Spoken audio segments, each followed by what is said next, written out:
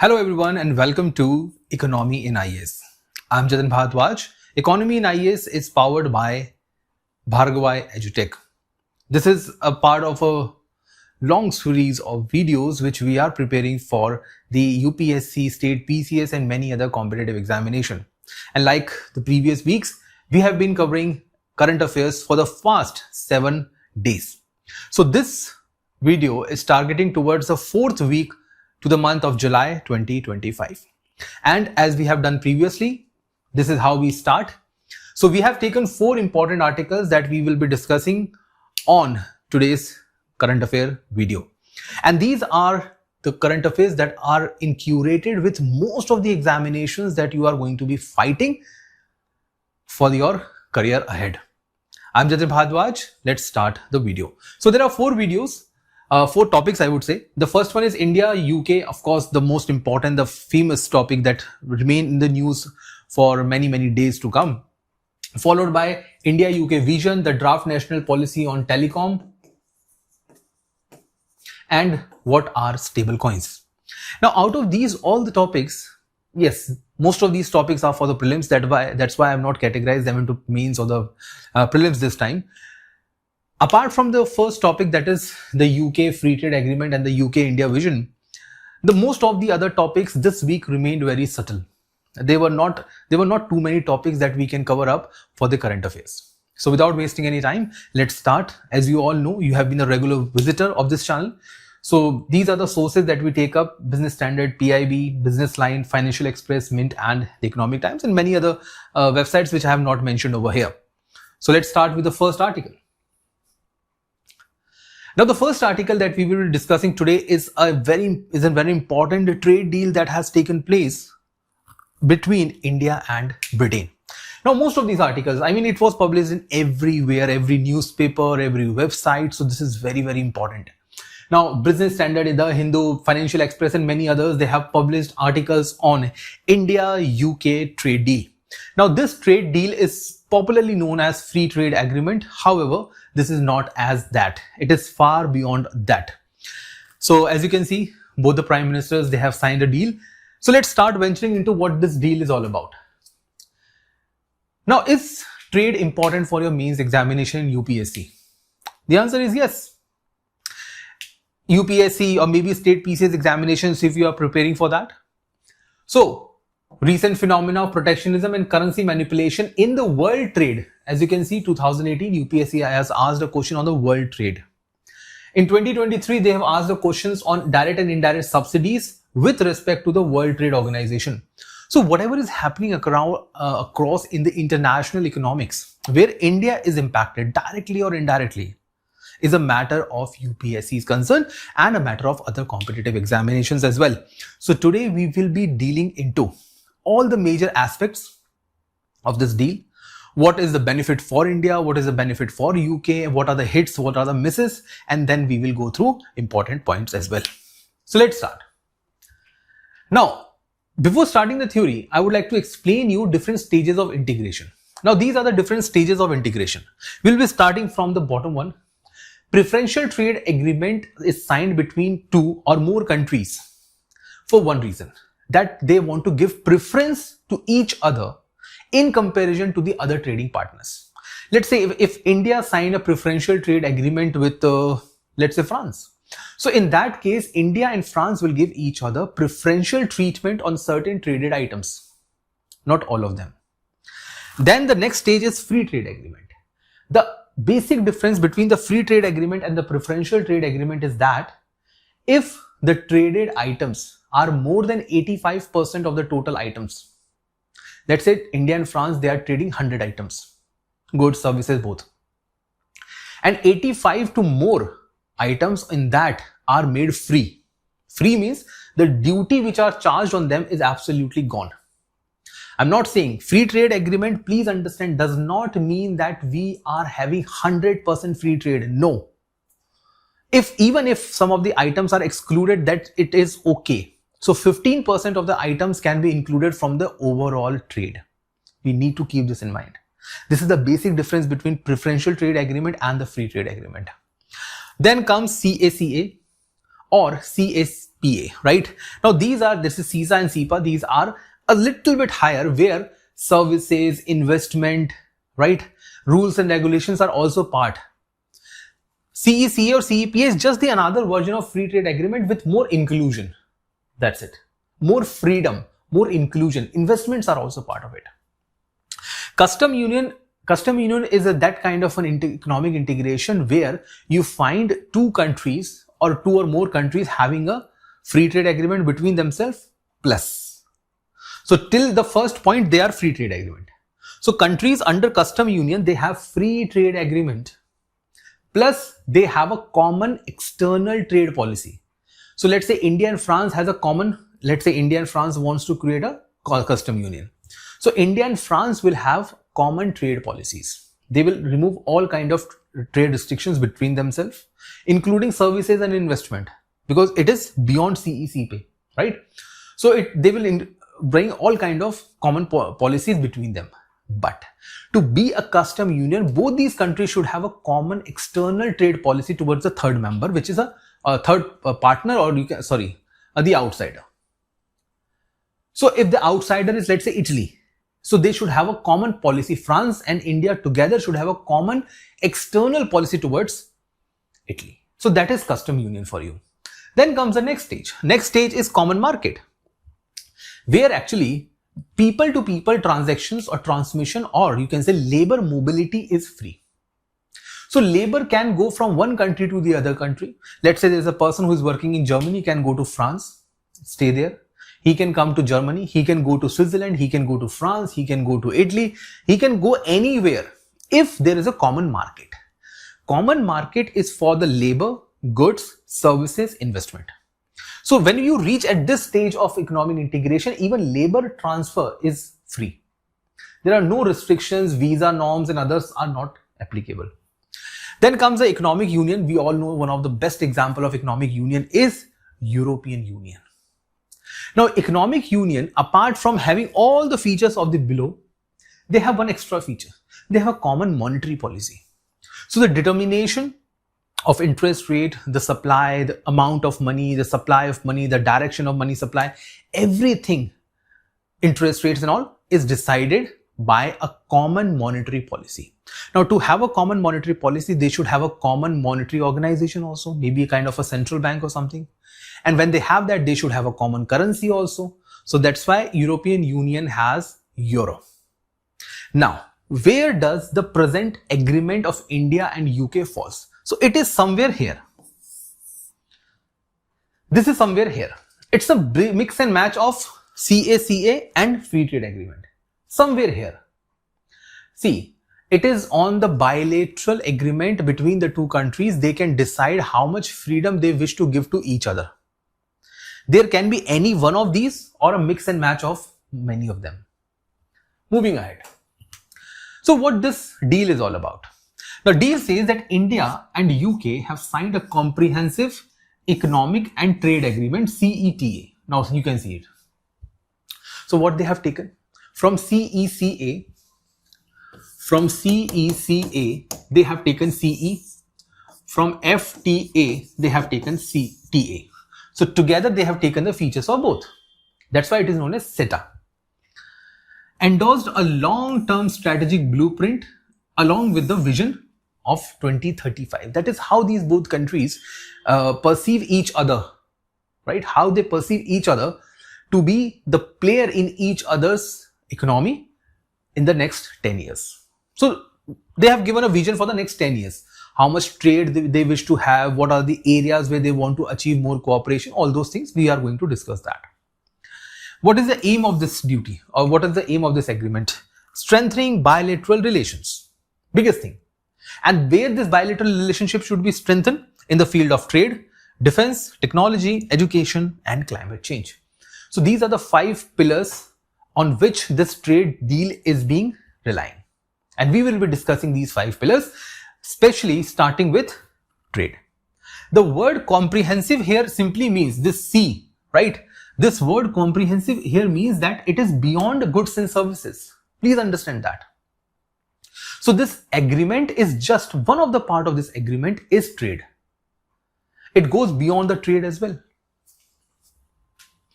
Now these are the items which now have zero. Okay. Look at these items: processed foods, vegetable oil, automobiles, right? So if you are purchasing a car from, let's say, Britain, it will have 18% on an 18% of duty, and all these products were there: food, metals, chemicals, minerals, rubber, plastic. I mean, gems and jewelry, everything was there, which had different forms of duties ranging from 70% to 2%. Now, post duty, post agreement, zero. So all these duties have now come down to zero. That's why it is FTA. FTA means more than 85% of the items which were traded between India and UK are now under this agreement. 15% maybe are out of this. Let's say the key points of this agreement. Now, what are the key points of this agreement? Simple. Number one, zero duty access for 99% of the tariff lines. That's why I told you it should be more than 85%. Now 99 is more than 85%. They've still left 1%, right? Covering 100% of India's trade value with UK. Now please, now you may have a confusion between what is this 99 and what is this 100. 99% is those items which were already under tariff. 1% of the items previously were not under tariff. Maybe they were zero rated tariffs. Okay. So if we cover this 99, they will cover all the values of India. Major boost will be given to which sectors? I mean, which sectors will get the best benefit out of this? Textile, gems and jewelry, leather, toy, marine product and processed food from India. Tariffs have been cut from 70 to 0, right? It's a win-win situation for India. Sensitive sectors like dairy protected under exclusion list. Now, many countries across the world, they have one problem with India, that India exports items, or India's exported items are low in terms of sanitary and phytosanitary measures, basically hygiene, right? Use of chemicals, unhygienic methods of preparing the food, or use of pesticides, herbicides, many chemicals while preparing the food, adulterated food items. So many countries, especially Europeans, they have a very high standard for that. That is the reason why many of these milk products have been listed out of this. Secondly, India is also skeptical that if UK enters into the dairy market of India, it will hurt the sentiments and the income of millions of milk farmers in India. So both the countries have their own reasons. That's why they have kept milk or dairy related outside this situation. What will happen to the services and mobility? And please understand, when I talk about services, I talk about humans. I'm talking about labor, skilled labor, transferring from India to others, not donkey. Please mind that. Enhanced access of IT, financial, legal, education, architecture, consulting services. Enhancing access means what? Now more of the Indians can get access to these services, and more of the Britishers can get these services accessible easily. Less paperwork, ease of doing business, all those things will be provided. Liberalized visa norms, very important for Indian labor traveling to London, right?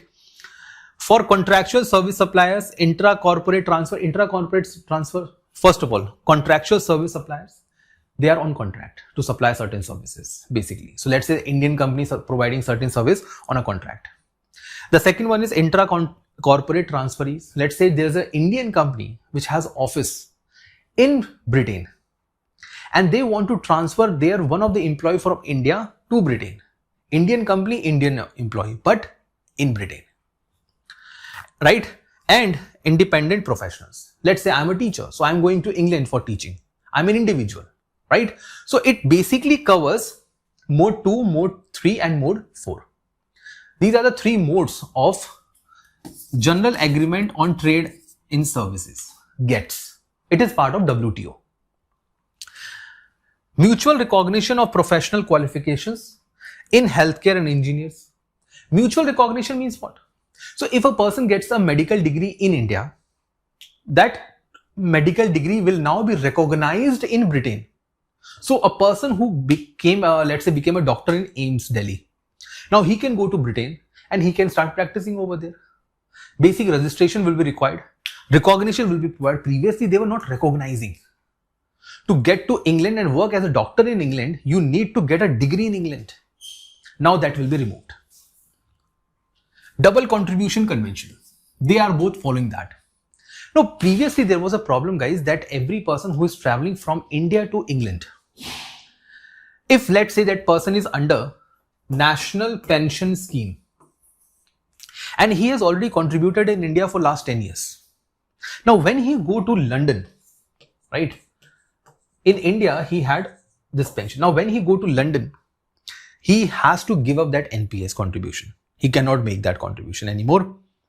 So he had to start something new. And there is vice versa. Let's say there was a person who was working in London, he worked there for 3-4 years and now he is trying to shift to India. So can he carry forward that contribution to that country, to that new area? Now that is available.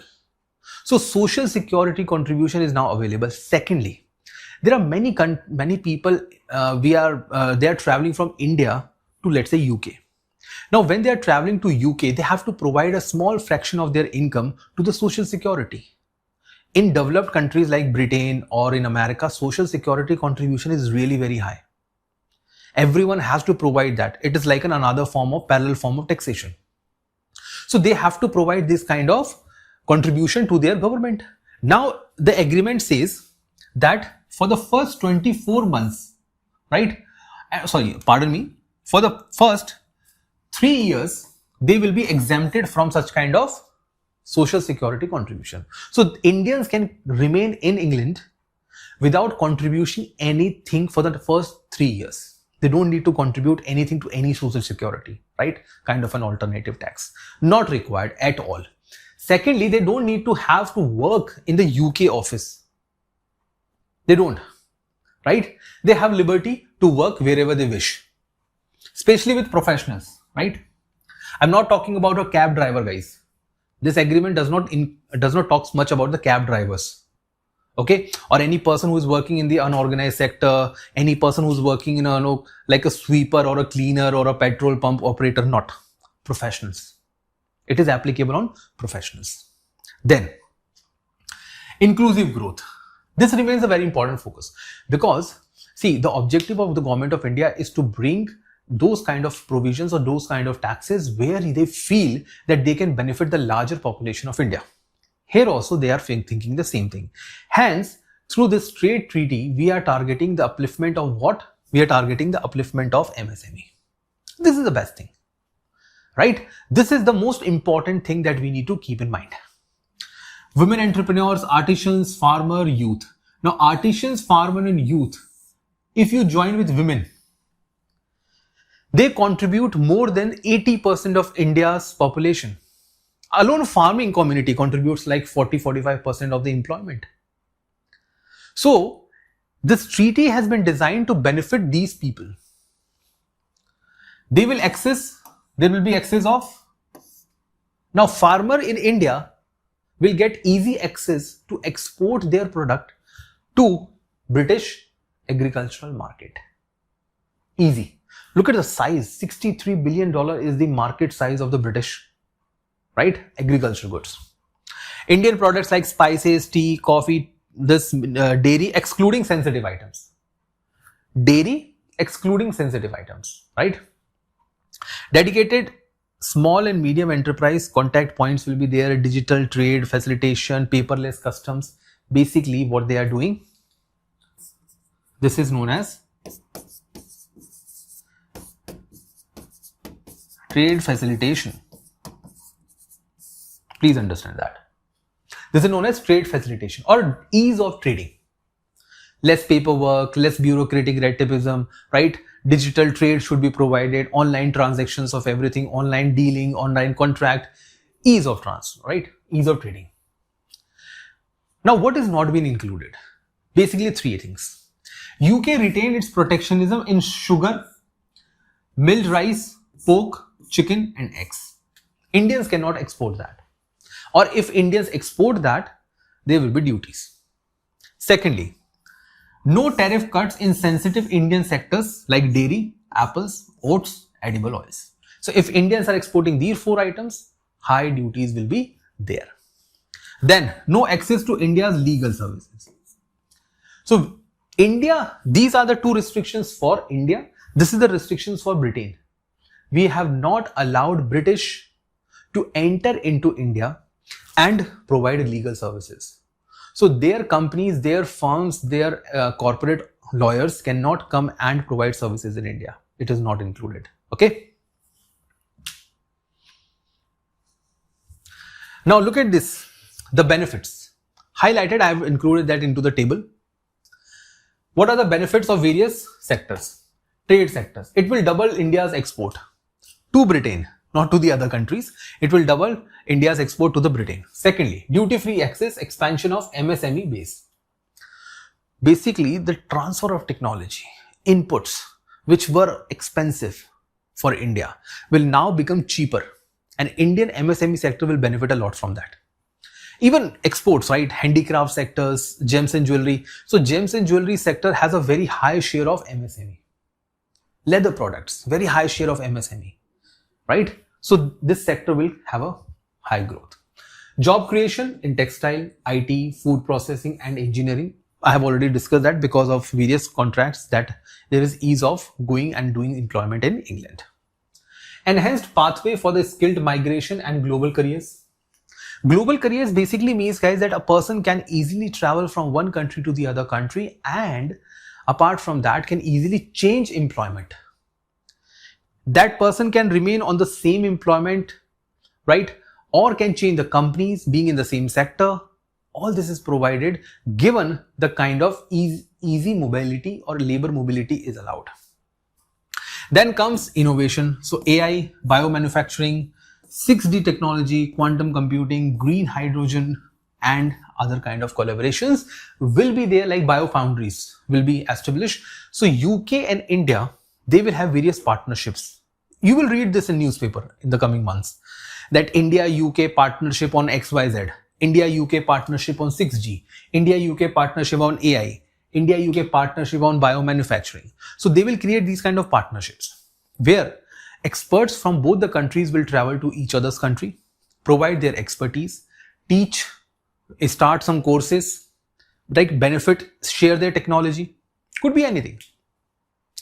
Climate change. Both of them have agreed to enhanced on green financing. That is getting money ready for the climate change. Tech access. Clean tech access basically means what? That they want people to have access towards the clean technology, right? Carbon trading system, carbon trading schemes. Now, if you have studied about UNFCCC, you know about the carbon trading. Basically, that one country emit, the other country does not emit. They exchange so that it becomes net.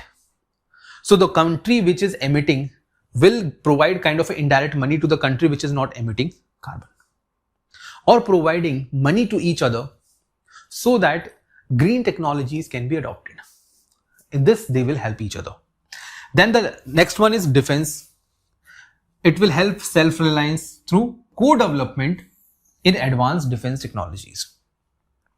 Now, India is a country which is still relying a lot on jet engines. Britain can help in that. There are too many technologies that still India is not having, or India rely on the other countries for such defense high-tech instruments, or you can say the objects. Now with this, India will have more access to their technology. They will have more access to India's defense market.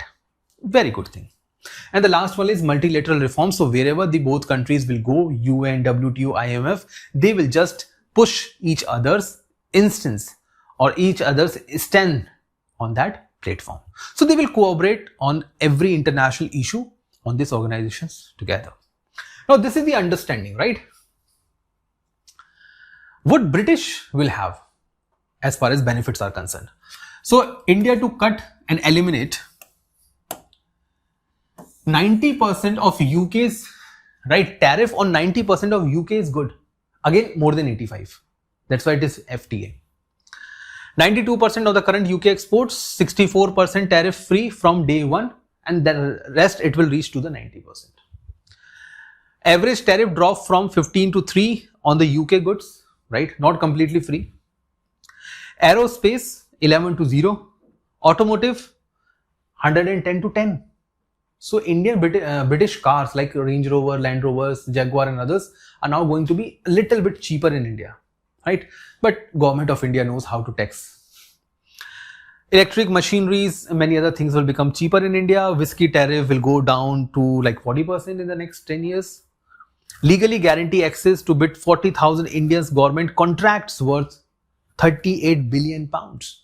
So basically now the Britishers or British government can invest their money in the government contracts. More than 40,000 government contracts are available in which they can invest. So India will attract 38 billion pounds, right? Not dollars, pounds of investment with this treaty. So it's a win-win situation for India as well and for British as well. So more or less I can say that this treaty is a far balanced one. Given the kind of standards that British has, this is a very, very high and a welcome step. The second topic, which is a continuation of the first one, is UK-India Vision 2035. Now, UK-India Vision is a part of UK-India recently concluded Comprehensive Economic and Trade Agreement. Now, this vision is part of how the both countries foresee or how both countries perceive their future in the next 10 years. As a given fact, they will be now providing a kind of a roadmap for the next 10 years. And this roadmap is something which is known as India-UK Vision for 2035. Clear? Now it will double the bilateral trade from 56 by 2030. Now, free trade agreement has been signed, so obviously it is going to benefit in the long term. So they are thinking that presently if it is 56 billion, it will be doubled in the next 5 years. Enhance investment via BIT means bilateral investment treaties. So they will sign more and more bilateral investment treaties. India-UK infrastructure financing bridge.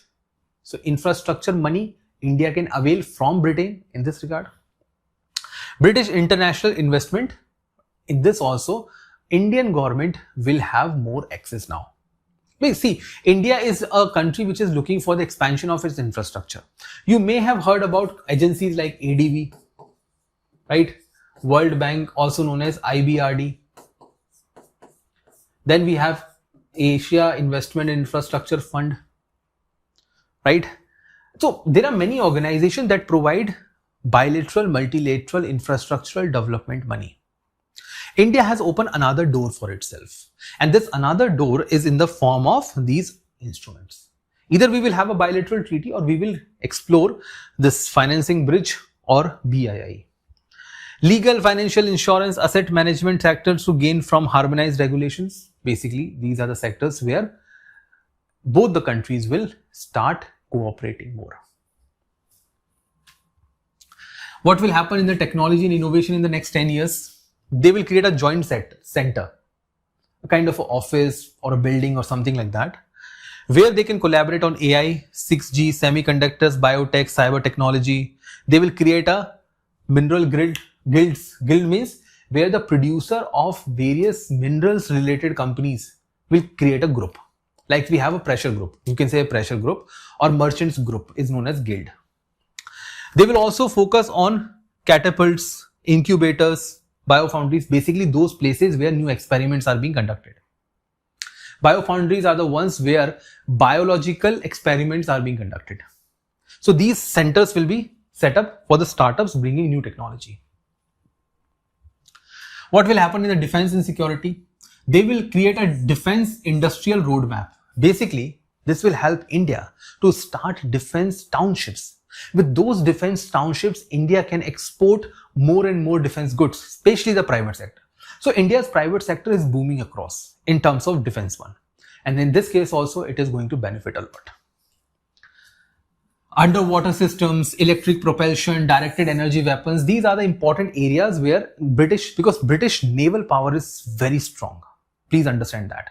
So be it underwater, be it propulsion system, they are extremely good. It will help Indian naval forces for sure. Then 2+2 dialogues will be elevated. 2+2 means 2 ministers from India, 2 ministers from Britain. Expanded mindful exercise, military exercises, counter-terrorism corporations, these are the ones. So they have agreed that in the future we will be conducting more such exercises. UK's logistic reliance on India in Indian oceanic regions, it means that, let's say, if this is India and this is from where Britain is coming, because Britain is located on the Western Hemisphere. So if this is Britain, it is coming, and this is where Britain is going. Let's say British ship is coming from Persian Gulf, or it is coming from Red Sea, that is Suez Canal, and it is coming from Suez Canal, and it is going all the way to China. So what India will do, India provide logistic support. That is, this British ship can center around in, let's say, Jawaharlal Nehru, Nhava Sheva port, Vadhavan port, right, Tuticorin, or any other port in South, Kochi port. They can come, they can stay, they can have one-to-one interactions. Kind of a logistic support will be provided to their companies. And they will also do the same for India. But they have started with the Indian Ocean. So India will provide a logistic support to the British companies who are involved in the transportation through maritime route. Then comes climate change. So obviously they will be talking about climate finance, the biggest thing, because money is something that can help us finance or fight climate a lot, because money will bring technology. Carbon markets, offshore winds, nuclear collaborations, which is good. Now nuclear the moment you say nuclear collaboration along with the defense, now it becomes a strategy partnership in the next 10 years. Net zero innovation, promotion of net zero innovation partnership, agroforestry, right, under. So basically guys, even in the case of climate tech, net zero means what? Net zero means where the total carbon, right, we are producing too much of CO2. So CO2 is increasing in the world, and as CO2 is increasing, it is going to impact the world climate. Now to reduce that, what we are doing, we are providing, right, net zero concept. Under the net zero concept, if a country releases X amount of CO2, it will sequestrate, it will suck out the X amount of CO2. So no addition of additional CO2 in the environment. That is known as net zero. They will create innovation for that. Agroforestry, that is agriculture plus forestry. Agriculture is for economic development, forestry is for climate development. This is known as good initiative, right? This is known as sustainable development. So they will be working on this regard. Education, people to people. UK universities will open campuses in India. Too good. Now, if you don't know, India is also doing the same thing. For example, IIM Ahmedabad, they have opened their campus in Dubai. Yes, IIM Ahmedabad has opened their campus in Dubai. Similarly, UK universities, we have Oxford University, we have Cambridge, Trinity College. There are too many universities are there. Now they can come to India and they can open their campuses in India. Dual degree program will be provided, so you can have 2 degrees at the same time. Green skill partnership for those people who are looking for the skill development in terms of environmental technologies. And lastly, implementation of young professional schemes and mutual recognition of qualification. The same thing which I said, that if a person has conducted or has completed engineering degree in India, it will be much recognized like a same degree as they have got it in Britain. So discrimination will be avoided. Moving ahead. So I am leaving you with a specific question. This specific question is with respect to how does the recent India-UK trade relations would benefit the Indian economy in long term.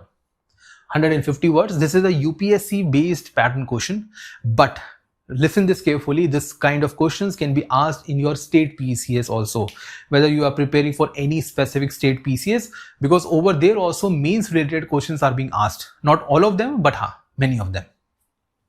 With this, let's move to the next one. Now, recently, Government of India has launched a new policy on telecom. Now, telecom sector has been the one which is almost reaching its saturation. Almost reaching its saturations. Now, what I'm saying, reaching saturation, which means the number of customers that India can avail. It is very high right now. It has already crossed 100 crores. There are more than 100 crores mobile connections in India.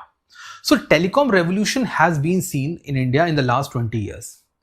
Despite that, India is aspiring for very high standards now.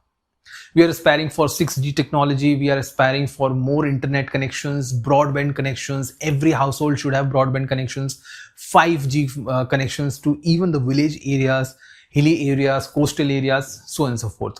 Now, for that to bring into reality, government has launched a new draft telecom policy. And this is going to be the policy for 2025. This is at a draft stage right now. We have taken this article from the Business Line newspaper. It was published in the Hindu newspaper as well. So from the Business Line, we have taken this article and it talks about all the features of this policy. So let's understand and dissect these policies. Although it is at the draft stage, but it is very important because this can be asked in your prelims related exams, bank, SSC and other related exams in the objective questions, or if this turn out to be a good one, could be asked in the mains examination as well. Starting with this, what are the primary goals? Every policy has certain primary goals. What are those? Number one, 1 million jobs. So number one is job creation. What is the target? They will create 1 million, that is 10 lakh jobs in the next years, right? From the next years onward. Second, 100% 4G coverage, right? And 90% 5G coverage for the population. 100% 4G coverage means even if you go to Ladakh, hilly areas of Ladakh, where there is a small village, only 50 people are living there, 100 people are living there, 4G connection should be provided, right? Now, if there is a hilly area and nobody is living there, don't expect internet to work over there. Person should be there to use the internet. If no person is there, why internet connection will be there? So this 100% coverage does not mean every part of India. Right? In the central part, in the central national park, let's say there's a national park, in the center of the national park, you are expecting 5G connection. Don't expect that. It's a natural environment, right? Then increase the fiberization. Fiberization means basically, fiberization of tower means the networks of towers, increasing it to 80%, right? Right now, you will see that still we do not have that much of towers or mobile towers that should be there. We have to increase it further, right? Even at least up to 80% coverage. Ensure accessibility devices to all citizens, which is okay, right? Accessible devices to all citizens means the pricing of the mobile sets, the mobiles that you reach, that you have. 1 million public Wi-Fi hotspot. Very important, guys. Very, very important, because whenever we go to a public place, either we do not have good quality of Wi-Fi, and even if we have a good quality of Wi-Fi, the amount given to each person is very small, 30 MB, 50 MB, that should end now. There should be unlimited, at least for half an hour, 1 hour, 2 hours, something like that. Because a person is sitting in a public place, let's say a bus station or a railway station or an airport, they should have access to the high quality internet. That's a high time. So 1 million such spots will be created. Reach fixed broadband services to 100 million households. 100 million households means 10 crore. 10 crore household means at least 35 to 40 crore population. Basically, it means at least there should be a broadband connection to each and every household in the urban area of India. At least on the urban area. Because in urban area, the internet connectivity requirement is very high. Even in the rural India, they should have broadband connectivity at least to the panchayat office or to the hospitals and other things. They should have it. Strategic mission: deliver affordable, high quality connectivity to every citizen. Affordability, it's done. India has the cheapest internet connectivity across the world. It is the cheapest. In India, you are receiving for 3 months of pack, I think 800 to 850 or 900 rupees a person is paying for 3 months on an average. Which means 10 rupees, it's like 10 rupees or 5 to 6 rupees per GB, right? Gigabyte. So 5 to 6 rupees per GB is one of the cheapest in the world. So affordability is there, quality is the big issue in India, right? Quality is the big issue. Even having 5G connection does not ensure that you are getting 200, 300 Mbps. As a 5G, you should have 1 Gbps, but none of the devices actually receives that. Drive self-reliant manufacturing and export of telecom equipments. Self-reliant. India's domestic demand for mobiles and its internet connectivity should be met domestically only. Still, we import a lot of material from outside. That should be removed. Establish robust framework for cyber security. Very important, guys. As the number of cyber crimes are increasing, as the number of cyber financial frauds are increasing, having more connectivity also requires having more cyber security. So people should be made aware of that. Government may run a program for that. You may have heard whenever you dial, Amitabh Bachchan is speaking on the mobile phone and saying that, please don't do this, don't do that. If you are in a problem, please call to 1930. Now, why these kind of campaigns are there? Because of these policies. And the last one, create a simplified regulatory environment. That is, harassment should not be there. Government should not be a party to the harassment to the consumers or to the service provider. Aim for 1 lakh crore of annual investment in telecom infrastructure. 1 lakh crore, around 10 to 12 billion dollars of investment, which is very aspirational because today India does not have that much, because India is creating around 1 to 2 billion only, right? 1 to 2 billion annually. It seems very aspirational. Let's see what will happen in the future. Double the exports of telecom products and services. This is very much popular, very much possible actually. This can happen. India is now the second largest mobile manufacturing country in the world after China, right? Once India was not even in the top 10. Now we are in the top 2. Top 2 basically means India is exporting. We are exporting a lot. You may have heard about that Apple computers are now exporting iPhones from India. Made in India iPhones are now going across the world, especially in Asia. Reskill 1 million workforce. So providing jobs to 1 million and reskilling of the 1 million. Reskilling means a person is already skilled. He is being provided another level of skills. Devise Digital Bharat Nidhi, right? Digital Bharat Nidhi. Nidhi basically means fund. A fund will be created, money will be collected. That money will be used for what? That money will be used for the expansion of under-reserved areas or underserved areas, sorry. So those areas, let's say the deserts of Rajasthan or Kutch, the deserts of Ladakh, the forest areas of Northeast, the coastal areas of Andaman Nicobar, where the connectivity is very poor. For that, they will create a new fund. Introduce incentives for fixed line broadband proliferation. So government can provide subsidy for that, especially in the small cities or towns or villages. If the broadband connection is, let's say, 500 rupees per month, government can say, we will give you the subsidy on that. Government can provide subsidy on that, or free connection. At least connection price will be excluded. Program advanced technologies and satellite integration. Advanced technologies. It is the high time that now India should start looking into satellite connectivity or satellite internet. Even that you may have heard about Starlink. Now Starlink is a program which is being running across the world. It is a security threat also. But what if government creates its own Starlink for India? Can be internet through satellites. No need of towers, fibers or fixed broadband. Just satellite is providing internet to everyone. Set up SETCOMs, use case labs for socio-economic applications, right? SETCOMs means satellite communication. Providing satellite communication to the social development, like health, education and all. That should also be expanded. Affordability, service provider at cost less than 2% of the monthly gross per capita. Basically, provide services at a cost less than 2%. So if a person is earning, let's say 10,000 rupees, his monthly internet expenditure should not be more than 200 rupees. If he is earning 10,000, his expenditure should be less than 200, which is logical. I mean, if we actually calculate the monthly income, that's possible. But in rural India, it's really very tough. Incentivize small internet service providers for last mile delivery. Basically, you may have heard about like ACT Fiber is the one which is providing, right? Then we have Hathway, which is providing, locally we are providing the internet connectivity. They should be promoted in that. Facilitate convergence of the non-terrestrial and terrestrial networks. Non-terrestrial means outside the particular territory, right? they should also be integrated. So basically, this entire policy is all about touching each and every part: technology, money, skilling, job creation, social development, satellite, infrastructure development, funds creation, everything. This policy talks about everything, right?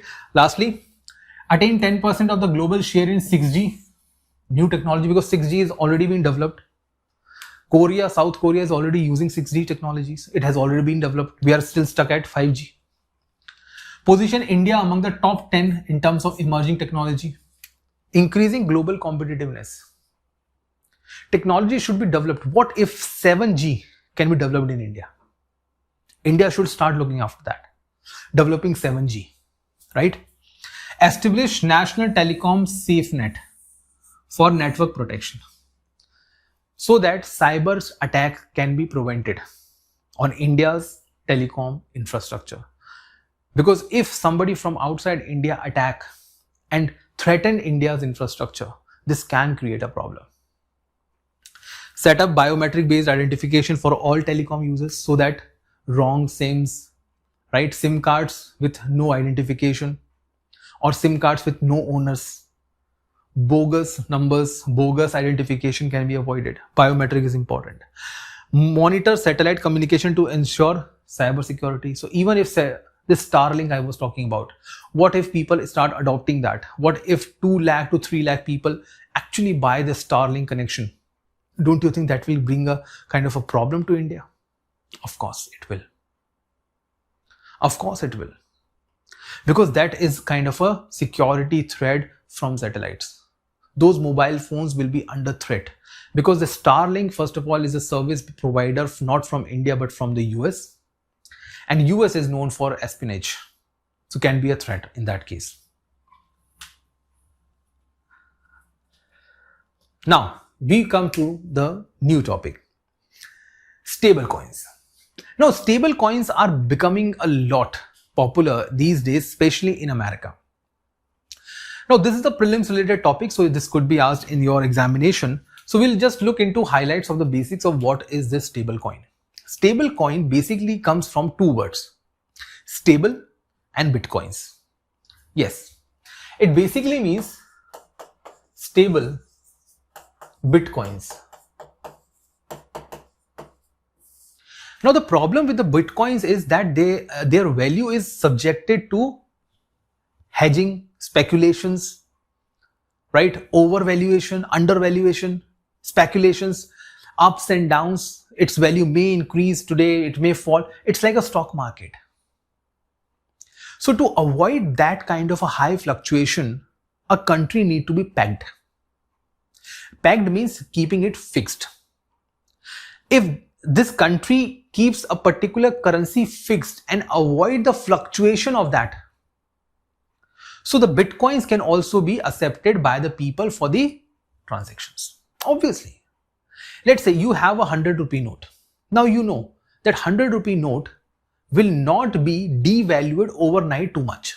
It's not that you have 100 rupee note and tomorrow morning it only values 10 rupee. No, tomorrow it will remain 100. To become a 10 rupee value, it needs another 10 years. So it will take a lot of time. Till that it will remain more or less stable. Even if it is depreciating, it will depreciate very little. But bitcoins doesn't do that. Bitcoins appreciate and depreciate very, very quickly, because they are based on arbitrage, speculations, hedging, everything. And they are internationally traded also. There is no central bank for that. What if we can peg or fix a bitcoin to something else? Let's say gold. Let's say any particular currency. Bitcoins being tagged or bitcoins being fixed with Indian rupee. Bitcoins being fixed with American dollar. So if American dollar increase, Bitcoin also increase. If American dollar falls, Bitcoin also falls, because they are attached to each other. American dollar is fixed and Bitcoin is fluctuating. That is the current situation. They are saying they should both be stable, either increase both or decrease both. Then only people will have an equal trust on both of them. People have trust on dollars. They do not have trust on bitcoins for transactions. For speculation, they have a trust. But for transactions, they don't have the trust. For this is the reason why This will be important. So, what is stablecoins? Now, US President Donald Trump has signed a Genius Act making America's first federal framework for stablecoins pegged to the US dollar. So, a stablecoin will be pegged to the US dollar. Pegged means their values will be fixed. They will increase together, they will decrease together. So, fluctuations in the stable coin will be based on the fluctuation on the US dollar. That's it. This will bring what? This will make stable coins to be a digital currency. Now, in India, we have central bank digital currency under the pilot project. We have already created a video on that. You can go and check out on this channel. You'll find a video on central bank digital currency as well, right? So that's one. India has already has done that. RBI will be monitoring this. RBI will be issuing this. RBI will be monitoring this. US has also started doing that. And the biggest problem was pegging, so they have removed that also. Stable coins are the blockchain based digital currencies, basically bitcoins, kind of bitcoins, right? Designed to maintain the stable value. This is the biggest thing. They have stable value when they are being pegged.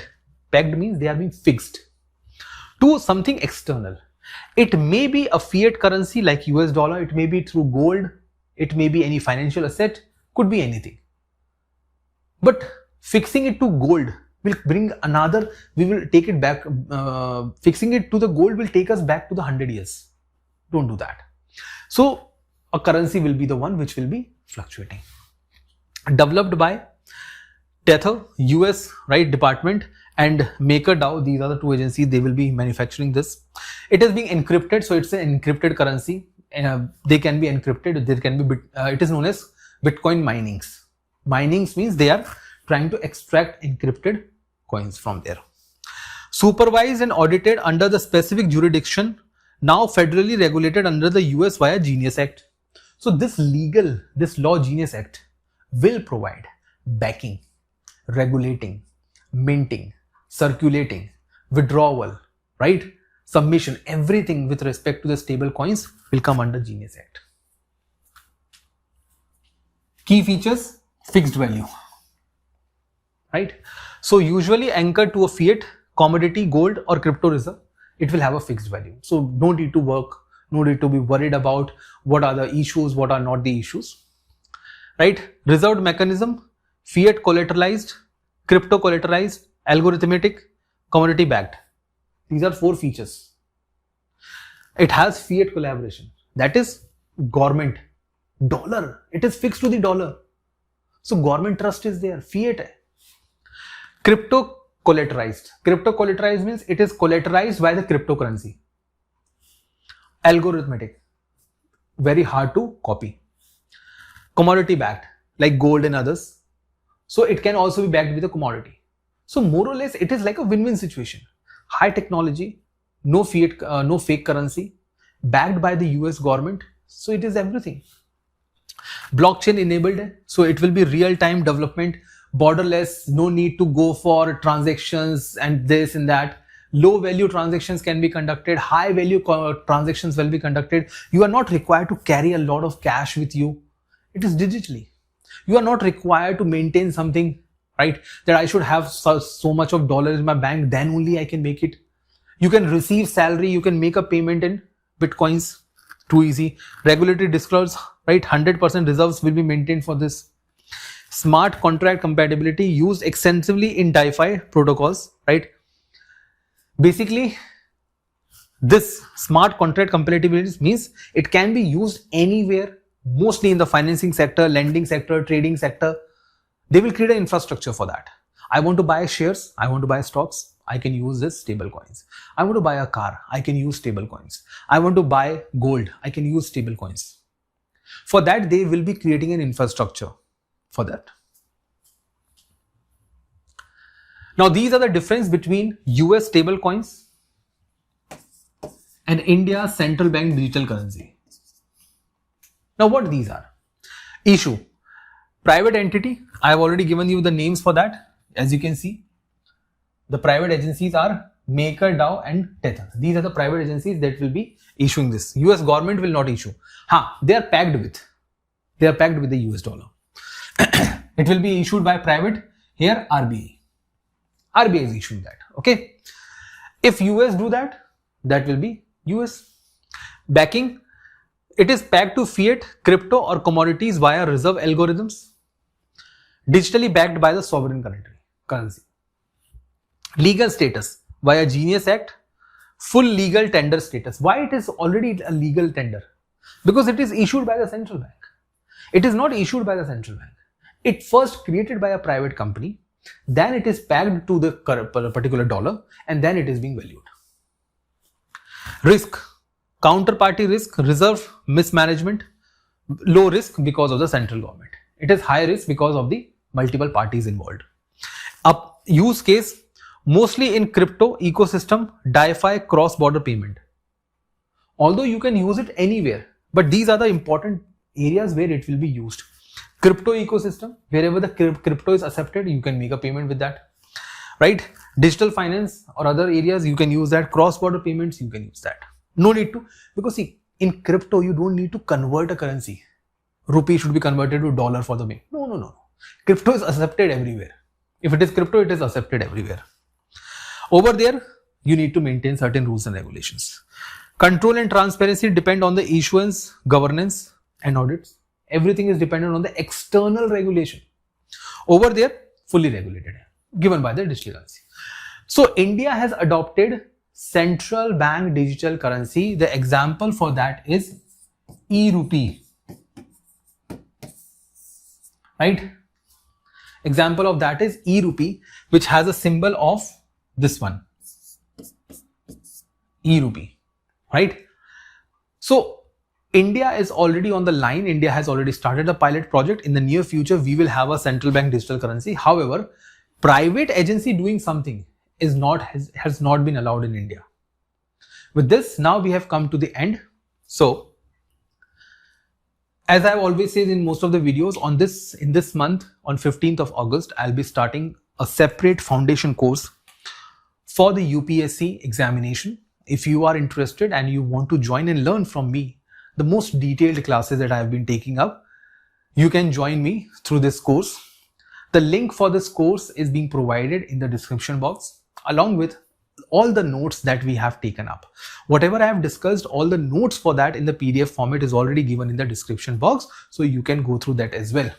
All the details of this course, which is starting on the 15th of August, is mentioned over here. I hope to see you with me and teach you all the possible details of this UPSC Civil Service Examination so that you can get selected as early as possible.